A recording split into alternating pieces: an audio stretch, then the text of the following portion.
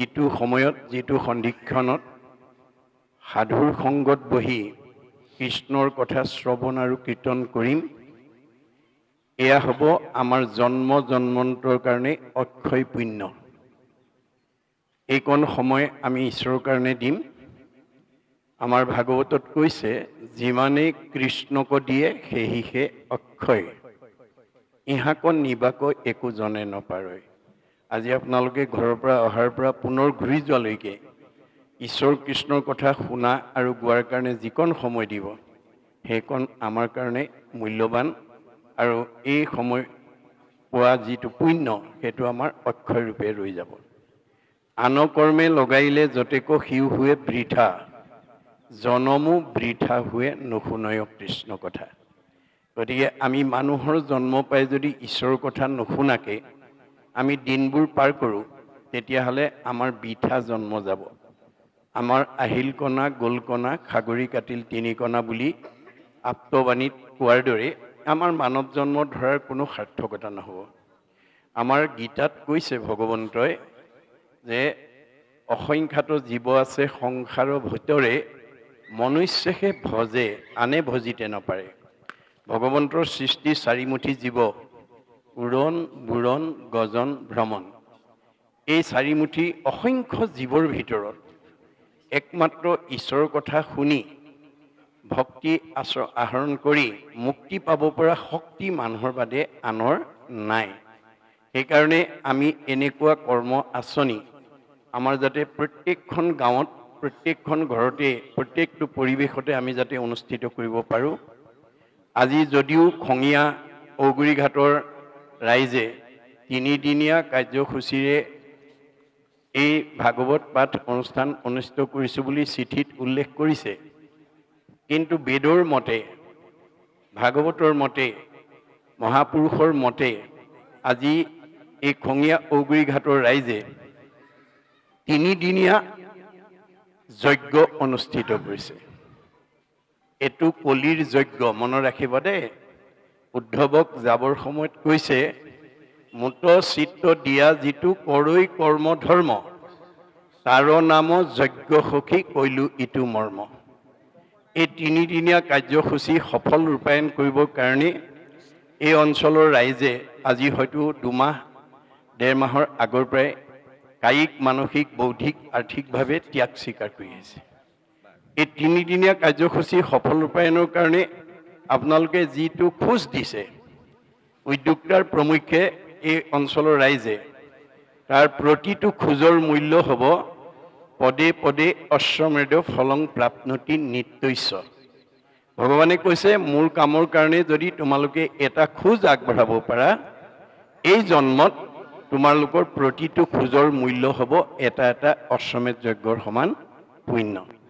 মই মানে তৃণমূল এটা আত্মা, মই মানে পৰিয়াল, মই মানে সমাজ, মই মানে অনুষ্ঠান, মই মানে প্ৰতিষ্ঠান, মই মানে দল, মই মানে সংগঠন, মই মানে জড়জগত, মই মানে জীৱ জগত, মই মানে নিখিল জগত।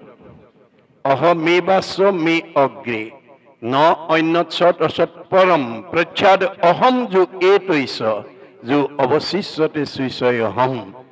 আদিত মই, মধ্যত মই, শেষত ময়েই থাকিম। তুমি দেখা জগতখন মিছা, জগত মিথ্যা, ব্ৰহ্ম সত্য, ব্ৰহ্মহে সঁচা। ব্ৰহ্ম কি? জীৱ ব্ৰহ্ম এব কেৱলম, জীৱই ব্ৰহ্ম। আপোনালোকে প্ৰত্যেকেই ৰাতিপুৱা শুই উঠাৰ পৰা গধূলা হোৱালৈকে জন্মৰ পৰা মৃত্যু পৰ্যন্ত পাৰিলে এটা আত্মা, পৰিয়াল, সমাজ, অনুষ্ঠান, প্ৰতিষ্ঠান, দল, সংগঠনৰ দহৰ উপকাৰৰ কামত এই শৰীৰটো প্ৰয়োগ কৰিব। তেতিয়া আমাৰ মানৱ জন্ম ধৰাৰ সাৰ্থকতা হ'ব। ভগৱানে কৈছে, পৰোপকাৰায় ইদম শৰীৰম। পৰৰ উপকাৰ কামত এই শৰীৰটো প্ৰয়োগ কৰিবৰ কাৰণে মই দিছোঁ। তেতিয়া আমাৰ কি হ'ব? পুণ্য হ'ব। আজি এই 3টা দিন এই খঙীয়া ঔগুৰিঘাটৰ ৰাইজৰ অক্ষয় পুণ্য অৰ্জন কৰা এটা সৌভাগ্য। কাৰণ মানৱ সেৱাই ঈশ্বৰ সেৱা। ভকতৰ সেৱাৰ কাৰণে যুৱক যুৱতী প্ৰমুখ্যে আই বাপ যিসকলে প্ৰত্যেকেই কিবা নহয় কিবা এটা, এয়া আজি যদিও আমি ভকত বুলি কৈছোঁ, ভগৱন্ত স্বৰূপ জ্ঞান কৰিব লাগিব। এই 3টা দিনত এই অনুষ্ঠানলৈ অহা ভকতসকলক ভগৱন্ত বুলি জ্ঞান কৰিব লাগিব। কাৰণ এতিয়া কাৰো গাঁৱলৈ, কাৰো সমাজলৈ, কাৰো ঘৰলৈ বৈকুণ্ঠপতি কৃষ্ণ নিজে নাহে। কোন আহিব? হৰিৰ মূৰ্তিক হৰি ভক্তক দেখিবা, শক্তি অনুৰূপে তাৰ প্ৰীতি আচৰিবা। সমস্ত ভূততে আছে ভগৱান, সেহি ভাবি সবাকো কৰিবা বহুমান। ভগৱন্ত সকলোতে আছে, কিন্তু মূৰ্তিমন্ত হৈ ভকতত আছে। গতিকে আপোনালোকৰ অনুষ্ঠানটোলৈ যাদৱ, মাধৱ, কল্পনা, মাধৱী আহিছে বুলি ভাবিলে ভুল হ'ব। সেইটো দেহ ধৰ্ম হ'ব। দেহ ধৰ্ম এৰি আত্মা ধৰ্ম ল'ব। আমাৰ গুৰুজনাৰ দৰ্শনটো হৈছে দেহ ধৰ্ম এৰি আত্মা ধৰ্ম ল'ব লাগে। দেহ আজি আছে, কালিলৈ নাই, ই বিনাশী। বিনাশী ধৰ্ম এৰি অবিনাশী ধৰ্ম ল'ব। আপোনালোকৰ ইয়ালৈ যোনেই আহক, সৰু ডাঙৰ সকলোকে ঈশ্বৰ জ্ঞান কৰি যাতে আমি আদৰ সম্ভাষণেৰে সৈতে আনি বহুৱাই মেলি যাতে সুন্দৰকৈ তেওঁলোকক আচমনি কৰি পঠিয়াব পাৰোঁ, তাৰ কাৰণে প্ৰত্যেকজন সেৱকীয়ে গুৰুত্ব দিব। কাৰণ আমাৰ ভাগৱতত কৈছে, কৃষ্ণক কীৰ্তন নকৰিয়া ভৈলুহু বৰ্বৰ, ইটো হস্ত বাহু মিছা মৃতক সৱৰ। মই এই হাত দুখনে এই 3দিনীয়া কাৰ্যসূচী সফল ৰূপায়ণৰ ক্ষেত্ৰত কিবা এটা দিশত সহায় কৰিব পৰা মোৰ শক্তি আছে, কিন্তু মই প্ৰয়োগ কৰা নাই। তেতিয়াহ'লে মই মৰা মানুহৰ হাত দুখনহে ভাৰ বোৱা হ'ব। গতিকে আমি প্ৰত্যেকজন এই 3দিনীয়া কাৰ্যসূচীটো সফল ৰূপায়ণৰ কাৰণে যাতে প্ৰত্যেকেই যত্নপৰ হয়, তাৰ বাবে মই প্ৰথমতে সকলোলৈকে আহ্বান জনালোঁ। দ্বিতীয়তে, চিঠিখনত 3দিনীয়া কাৰ্যসূচী ভাগৱত ব্যাখ্যা অনুষ্ঠানৰ কথা উল্লেখ আছে, কিন্তু কিমান সংখ্যক এই ভাগৱত পাঠ ব্যাখ্যা অনুষ্ঠান অনুষ্ঠিত কৰিছে সেই কথাটো চিঠিখনত উল্লেখ নাই। মই উদ্যোক্তাসকলক আহ্বান জনাম, অনাগত দিনত আপোনালোকে এনেকৈ চিঠি লিখিলে কিমান সংখ্যক, এইটো প্ৰথম বাৰ্ষিক নে, দ্বিতীয় নে, তৃতীয় নে, কিমান কৰিছে, কিমান সংখ্যক কৰিছে সেইটো উল্লেখ কৰি যাব। কিয়? আমাৰ জৰ্জ বাৰ্নাৰ্ডছই কৈছে, show me a book, I shall at once tell you about the history of the nation. Where there is a man behind a book, there is a book behind a man. অৰ্থাৎ এখন কিতাপত এটা জাতি সত্তা, এটা ব্যক্তি সত্তা লুকাই থাকে। এজন ব্যক্তিত এটা জাতিৰ সত্তা এখন কিতাপত অন্তৰ্নিহিত হৈ থাকে।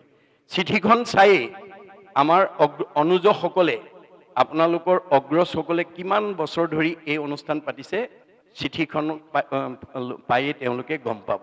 গতিকে এটা প্ৰেৰণাদায়ক বস্তু, সেইটো আপোনালোকলৈ উল্লেখ কৰিলোঁ। দ্বিতীয়তে, আপোনালোকে, মই এইটো প্ৰথম বাৰ্ষিক বুলি ধৰি লৈছোঁ দেই, মই ধৰিহে লৈছোঁ, হয়তো আপোনালোকে ইয়াৰ আগতো বহুত বছৰ কৰিছে, সেইটো মই কোৱা নাই, মই মাত্ৰ উদাহৰণৰ কাৰণে কৈছোঁ।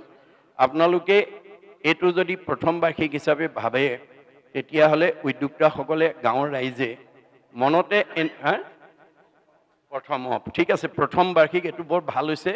আপোনালোকে প্ৰথম বাৰ্ষিক অনুষ্ঠানটো ইমান আড়ম্বৰপূৰ্ণ, ইমান মানে সুন্দৰকৈ অনুষ্ঠিত কৰিছে, মই অত্যন্ত সুখী হৈছোঁ।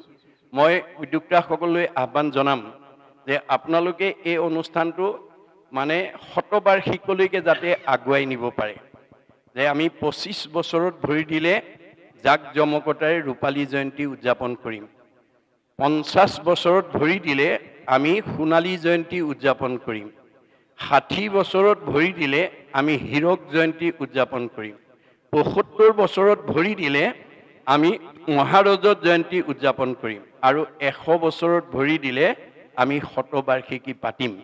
এই পৰিকল্পনাৰে যদি আপোনালোকে এই ভাগৱত শাস্ত্ৰ প্ৰথম স্কন্ধৰ পৰা দ্বাদশ স্কন্ধলৈকে এই ঠাইত যদি অনুষ্ঠিত কৰি নিজৰ লগতে উঠি অহা প্ৰজন্মক যদি শুনাব পাৰে, তে এইখন গাঁৱত জন্ম লোৱা সকলো জীৱই পৰীক্ষিতৰ দৰে গতি পাই যাব। মনত ৰাখিবা দেই। কিন্তু প্ৰথম স্কন্ধৰ পৰা দ্বাদশ স্কন্ধ শুনা আৰু পঢ়াৰ সৌভাগ্য ল'ব লাগিব। গতিকে মই আহ্বান জনাম, হয়তো আজি যিকেইজন উদ্যোক্তাৰ চেষ্টাত বা চিন্তাৰ কাৰণে এই পবিত্ৰ অনুষ্ঠানটো 3দিনীয়া কাৰ্যসূচীৰে অনুষ্ঠিত কৰিছে, কালে হয়তো তেওঁলোকক 100 বছৰলৈকে নাৰাখিবও পাৰে। কিন্তু যিহেতু তেওঁলোকে এটা ভাল পুলি ৰুই দিলে, এটা ভাল পুলি বীজ ইয়াত ৰুই দিলে, গতিকে তেওঁলোক গুচি যোৱাৰ পিছতো তেওঁলোক চিৰ সজীৱ হৈ ৰাখিব। এই কথা একাদশ স্কন্ধ ভাগৱতত আমাৰ উল্লেখ কৰিছে। কৃষ্ণ বৈকুণ্ঠপ্ৰায়ণ হোৱাৰ লগে লগে গোটেই দ্বাৰকা নগৰখন সাগৰত ডুব গ'ল। কিন্তু আজি কুপতি সেই সাগৰৰ মাজত ৰুক্মিণী মন্দিৰটো জিলিকি আছে, আৰু সেই মন্দিৰটো চাই অহা ভকতো আমি লগ পাইছোঁ। কিন্তু বেদৰ দৰ্শন, গুৰুজনাৰ দৰ্শন, মহাপুৰুষৰ দৰ্শন যে এতিয়া আমি সাগৰৰ মাজত সেই ৰুক্মিণী মন্দিৰ বিচাৰি ফুৰিলে নহ'ব। আপোনালোকে এই খঙীয়া ঔগুৰি ঘাটত জন্মগ্ৰহণ কৰি গাঁওখনৰ কাৰণে, সমাজখনৰ কাৰণে, উঠি অহা প্ৰজন্মৰ কাৰণে, অনুষ্ঠানৰ কাৰণে, প্ৰতিষ্ঠানৰ কাৰণে, দহৰ উপকাৰৰ কাৰণে কি ভাল কাম কৰি থৈ গ'ল। সেই ভাল কামৰ আদৰ্শই হ'ব ৰুক্মিণী মন্দিৰ। আজি আমাৰ মাজত শংকৰ মাধৱ কায়িকভাৱে নাই, মহাত্মা গান্ধী নাই, আমাৰ জ্যোতিপ্ৰসাদ আগৰৱালা নাই, ৰাভাদেৱ বিষ্ণুপ্ৰসাদ ৰাভা নাই, আজি সুধাকণ্ঠ ভূপেন হাজৰিকা নাই, আৰু এতিয়া ৰিচেণ্ট আমাৰ এই জুবিন গাৰ্গো নাই। কায়িকভাৱে নাই, কিন্তু তেওঁলোকে সমাজৰ কাৰণে যিখিনি অৱদান দি থৈ গ'ল, সেই অৱদানে আজি তেওঁলোকক চিৰ সজীৱ কৰি ৰাখিছে। গতিকে আপোনাৰ এই দেহ দ্বাৰকা কাল সাগৰ, কাল সাগৰত এদিন এই দেহ দ্বাৰকা বিলুপ্তি হৈ যাব। কিন্তু আপুনি এই গাঁওখনত জন্মগ্ৰহণ কৰি গাঁওখনৰ কাৰণে, সমাজখনৰ কাৰণে, উঠি অহা প্ৰজন্মৰ কাৰণে, অনুষ্ঠান প্ৰতিষ্ঠাৰ কাৰণে যি ভাল আদৰ্শ এৰি থৈ গ'ল, সেই আদৰ্শই আপোনাক চিৰ সজীৱ কৰি ৰাখিব, এভাৰ গ্ৰীণ। মনত ৰাখিব কথাটো। গতিকে আমাৰ উদ্যোক্তাসকলে যাতে এটা পবিত্ৰ অন্তৰে এই পবিত্ৰ অনুষ্ঠান পাতি যাব পাৰে, তাৰ কাৰণে যত্নপৰ হ'ব, মই এইটো আহ্বান জনালোঁ। দ্বিতীয়তে, আমি এই অনুষ্ঠানটো কিয় অনুষ্ঠিত কৰিব লাগে, আমি ভাগৱত কিয় পঢ়িব বা শুনিব লাগে, এই কথা ভাগৱততে উল্লেখ আছে। আমাৰ ভাগৱতত কৈছে, আক শুনি বন্ধ্যা নাৰী পুত্ৰ হুৱে গুণৱন্ত, দুৰ্জনো সজন হুৱে দুখী ধনৱন্ত। ভাগৱত শুনিলে সতী সন্তান নোহোৱা মহিলাই সুযোগ্য সন্তান পোৱাৰ যোগ্যতা লাভ কৰে। দুষ্ট মানুহ শান্ত হৈ যায় আৰু দুখীয়া মানুহ ধনী হৈ যায়।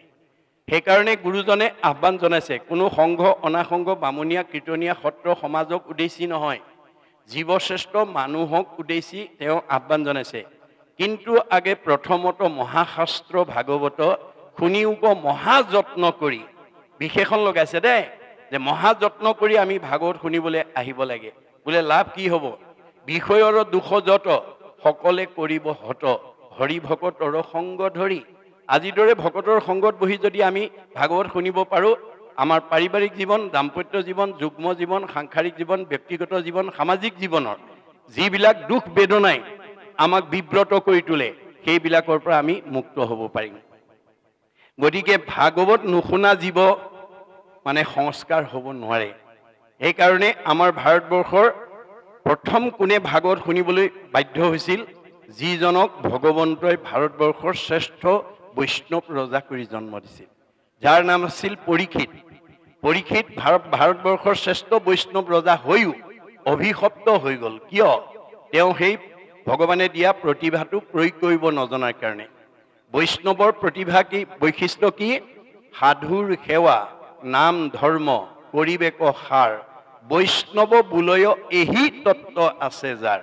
আপোনালোকৰ পৰিয়ালত, আপোনালোকৰ সমাজত, আপোনালোকৰ পৰিৱেশত যাৰ সন্ত মহন্ত ভক্তৰ প্ৰতি শ্ৰদ্ধা থাকিব আৰু নামৰ প্ৰতি যাৰ আস্থা থাকিব, সেই গুণবিশিষ্ট ব্যক্তিজন ডেকা ল'ৰাই হওক বা গাভৰু ছোৱালীয়ে হওক, বোৱাৰীয়ে হওক বা শাহুৱেই হওক, পিতৃয়ে হওক বা মাতৃয়ে হওক, তেওঁ গুণত বৈষ্ণৱ। বৈষ্ণৱৰ দ্বিতীয় বৈশিষ্ট্য হৈছে, এনেকৈ একেলগে ঈশ্বৰৰ কথা শুনিবৰ কাৰণে বহাৰ পিছত গ্ৰাম্য কথা নাপাতে, বিষয়ৰ কথা নাপাতে। ভকতৰ বিষয়ত নাহি আশকতি, কৃষ্ণ কথা শুনিবলৈ সদায় কৰে ৰতি। ভকত বৈষ্ণৱে কেনেকৈ দিনটোত ঈশ্বৰৰ কথা এটা শুনি জন্ম জন্মান্তৰ কাৰণে অক্ষয় পুণ্য অৰ্জন কৰি জীয়াই থাকোঁতে শান্তি আৰু মৰিলে সদগতি পাব পাৰে, তাৰ কাৰণে সদায় তেওঁলোক অনুৰাগী হৈ থাকে। গতিকে এই পৰিৱেশটো মানে অন্যত নাপায়। জগত পাৱন হৰি কথা সমুদায়, ভকতৰ সংগ বিনে আন সংগে নাই। জগত পবিত্ৰ কৰিব পৰা, মন পবিত্ৰ কৰিব পৰা, পৰিয়াল পবিত্ৰ কৰিব পৰা, সমাজ পবিত্ৰ কৰিব পৰা, পৰিৱেশ পবিত্ৰ কৰিব পৰা শক্তি মানুহৰ মানে ভকতৰ বাদে অন্যত নাই বুলি শাস্ত্ৰই উল্লেখ কৰিছে। সেইকাৰণে ভকত বৈষ্ণৱ গুণসম্পন্ন ব্যক্তিয়ে বৃথা বাক্য নুবুলিব, নামাতিব মিছা, কৃষ্ণ কথা শুনিবলৈ কৰিবেক ইচ্ছা। গ্ৰাম্য কথা নাপাতে আৰু একমাত্ৰ ঈশ্বৰৰ কথা শুনিবৰ কাৰণে অনুৰাগী হৈ থাকে। ৩ নম্বৰ বৈশিষ্ট্যত নামক জপিয়া ব্ৰহ্ম কৰিবেক মন, নিৰামিষে সদায়েই কৰিব ভোজন। প্ৰকৃত ভকত বৈষ্ণৱে সামিষ খাব নোৱাৰে। কিয়? ভগৱানে কৈছে, যত দেখা ভূত প্ৰাণী সবাহাকে বিষ্ণু মানি, হিংসা এৰি কৰা উপকাৰ। মই সকলোতে আছো দেই, কুকুৰ চিগাৰ্ল গদৰ্ভৰু আত্মাৰাম, জানিয়া সবাকো পৰি কৰিবা প্ৰণাম। দেহটোহে কুকুৰ মেকুৰী গাহৰি, আত্মাটো নহয়। গতিকে তুমি দেহ ধৰ্ম এৰি আত্মা ধৰ্ম ল'বা। পাৰিলে কাৰোবাক উপকাৰ কৰিবা, কাকো হিংসা নকৰিবা। দেহটো মই কেৱল চিনি পাবৰ কাৰণে সৃষ্টি কৰিছো। দেহবিলাকত মই নাম এটা এটা দি থৈছো। আমি দেহটো চাই কওঁ, এইটো কুকুৰ, এইটো মেকুৰী, এইটো গাহৰি, এইটো বাঘ, এইটো সিংহ, এইজন মতা মানুহ, এইগৰাকী মাইকী মানুহ, এইটো ডেকা ল'ৰা, এজনী গাভৰু ছোৱালী বুলি আমি দেহটো চাইহে নিৰ্ণয় কৰোঁ। দেহবিলাকৰ নাম এটা এটা আছে। আমাৰ প্ৰত্যেকৰে নাম এটা এটা দি থৈছে। আমাৰ নামটো কিয় দিছে? দাৰ্শনিক পণ্ডিতে কৈছে, a name is a kind of face whereby one is known. আমাৰ নামটো কিয় দিছে? ইজনে সিজনক চিনি পাবৰ কাৰণে।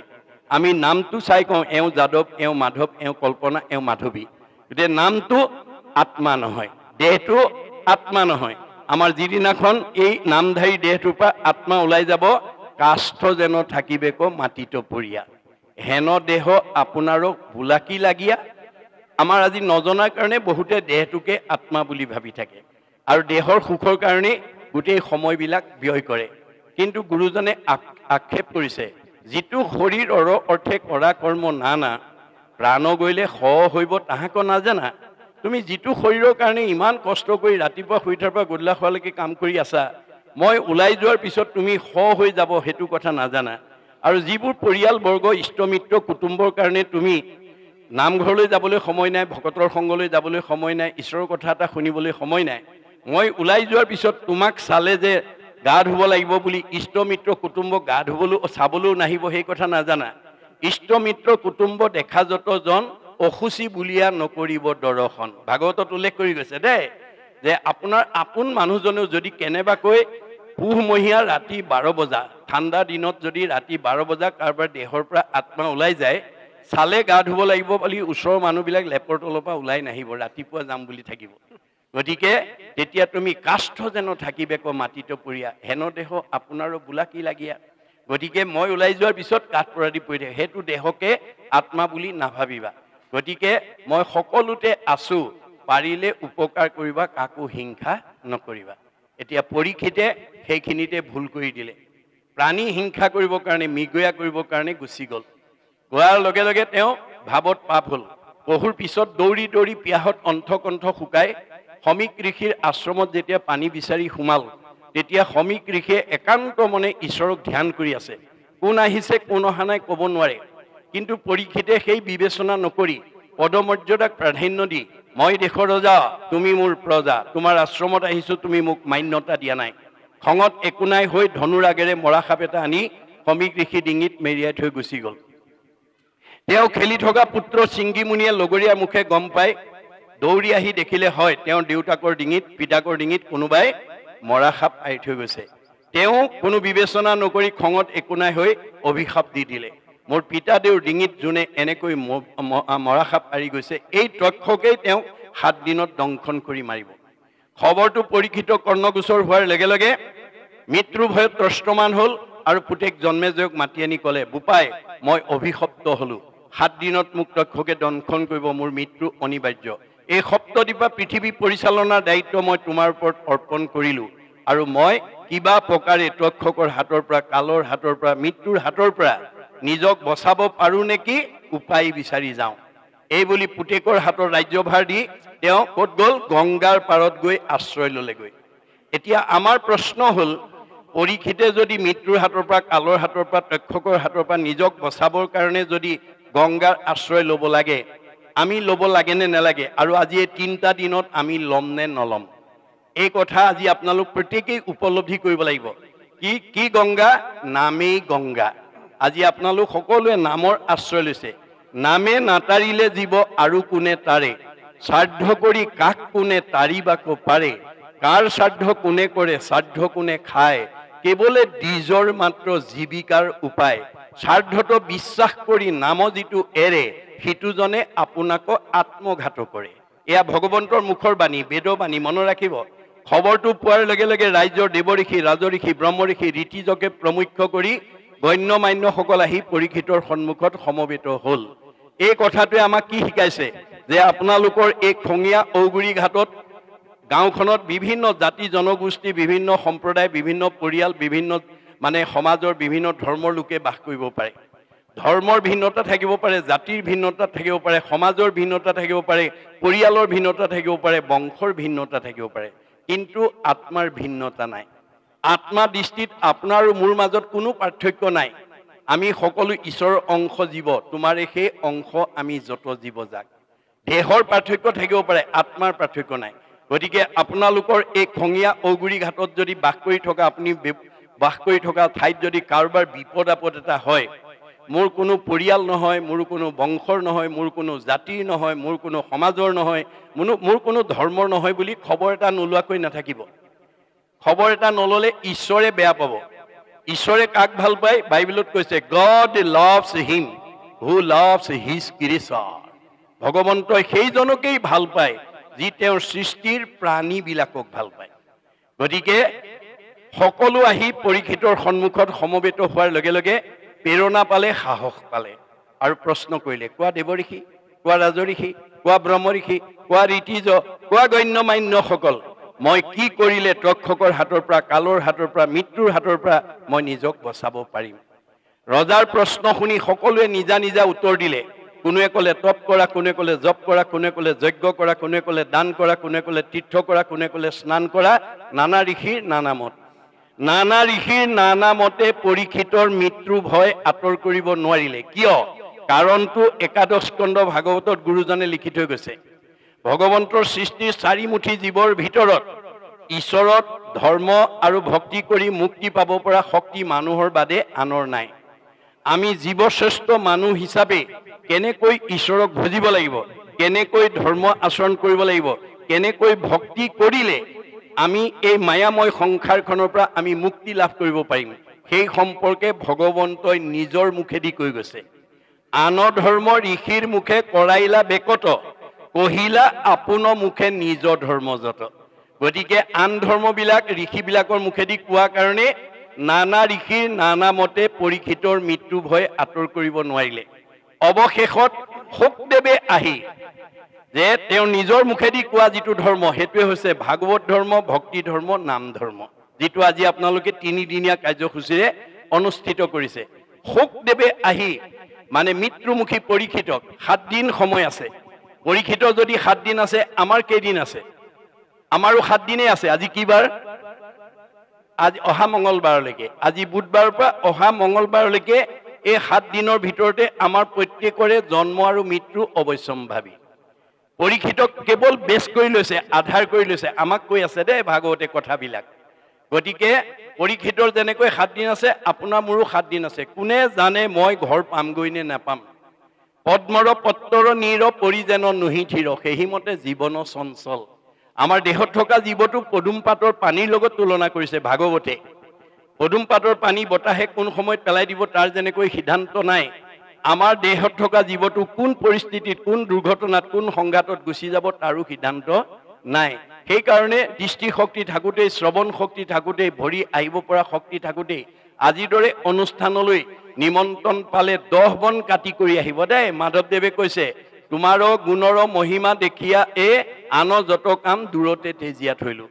আজি ইয়াত থকা কাৰ ঘৰুৱা কাম নাই, কাৰ পৰিয়ালৰ দায়িত্ব নাই, কাৰ ব্যৱসায় বাণিজ্য নাই, চব এই থৈ আহিছে। কিয়? ভাগৱতে কৈছে, আন কৰ্মে লগাইলে যতেক সিও হুৱে বৃথা। আপুনি আজি নহাৰ কাৰণে ব্যৱসায়ীজনে 50,000 টকা লাভ কৰিব পাৰিব।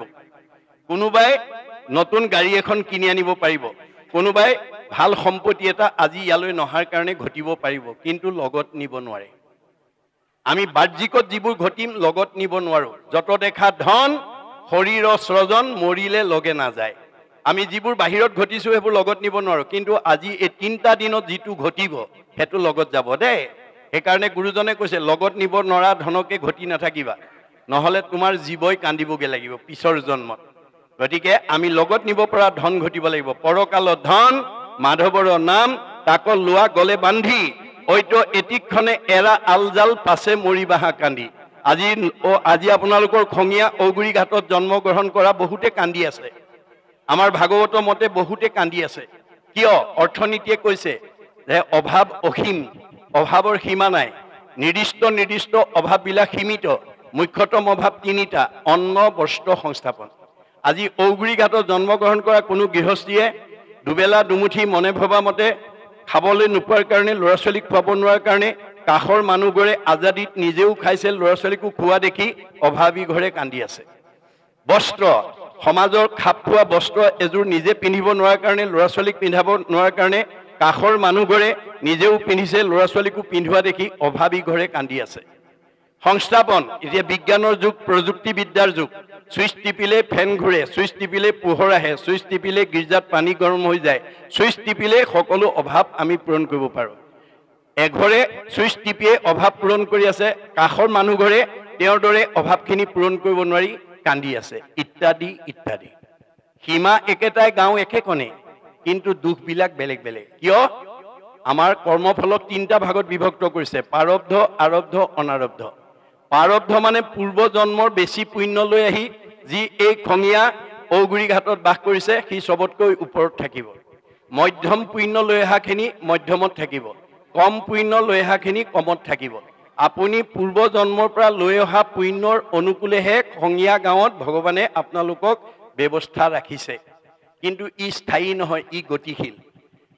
পূৰ্ব টকা অনা অভাৱত দুখীয়া হৈ থাকিলেও যদি ভাগৱত শুনি নিয়ম মানি যায় ধনী হৈ যাব। মনত ৰাখিব কথাটো। আমাৰ সুখ দুখবিলাক স্থায়ী নহয়, সুখ দুখবিলাক গতিশীল বুলি কৈছে। সেইকাৰণে ভাগৱতত কৈছে মাধৱ, এইবোৰ মায়া বুলি কৈছে। মাধৱৰ মায়াৰ কমনে পাৱে অন্ত, ঐশ্বৰ্য দৰিদ্ৰ हुए দুখী ধনৱন্ত। স্বৰ্গীয় নৰকে, নৰকীয় স্বৰ্গে যায়, সৰ্বকালে সুখ দুখ একো স্থানে নাই। সংসাৰৰ সুখ দুখ জানা সবে মায়া, তিলেকতে অন্তৰে মেঘৰ যেন ছায়া। আকাশৰ ডাৱৰ বতাহে কেনেকৈ কেতিয়া উৰাই নি কলৈ লৈ যাব তাৰ যেনেকৈ সিদ্ধান্ত নাই, কৰ্ম দুখত আপোনাৰ জীৱনলৈ কেতিয়া পদুম ফুল ফুলিব, কেতিয়াবা কলীয়া ডাৱৰ নামিব তাৰো সিদ্ধান্ত নাই। মনত ৰাখিব কথাটো। গতিকে সুখ দুখটো স্থায়ী নহয়। চাই থাকোঁতে খঙীয়া ঔগুৰি ঘাটত বাপেক মাকৰ দিনত একোৱেই নাছিল, এতিয়া পুতেকহঁতৰ দিনত জয় জয় ময় হৈছে। কাৰোবাৰ হয়তো বাপেক মাকে বহুত প্ৰপাৰ্টি দি থৈ গৈছিলে, কিন্তু পুতেকহঁতৰ দিনত বেছি কিনি আজৰি। এই যিটো পৰিৱৰ্তন, এইটো হৈছে কৰ্মৰ ফল।